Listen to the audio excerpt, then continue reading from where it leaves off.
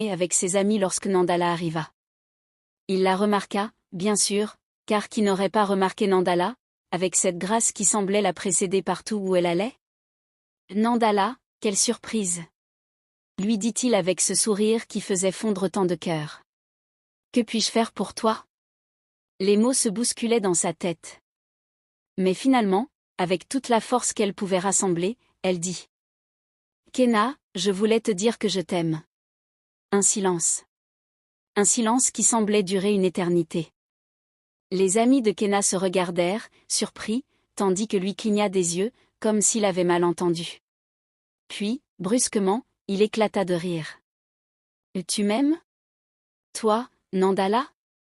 Le rire de Kenna était contagieux, et bientôt, ses amis se joignirent à lui. L'un d'eux ajouta.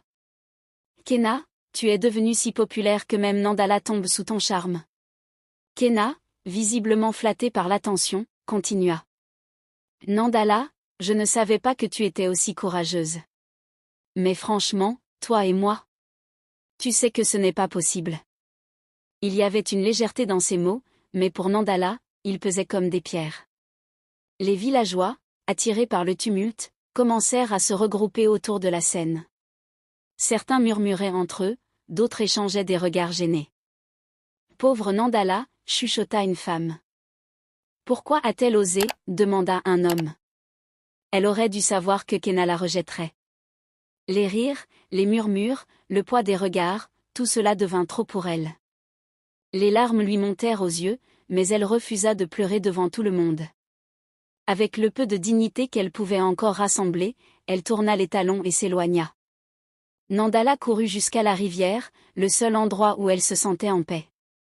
Là, elle s'effondra, laissant les larmes couler librement. Chaque mot de Kenna résonnait dans sa tête comme une cloche de honte.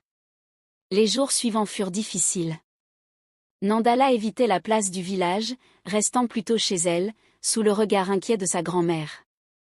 Mais même à la maison, elle n'était pas à l'abri des rumeurs.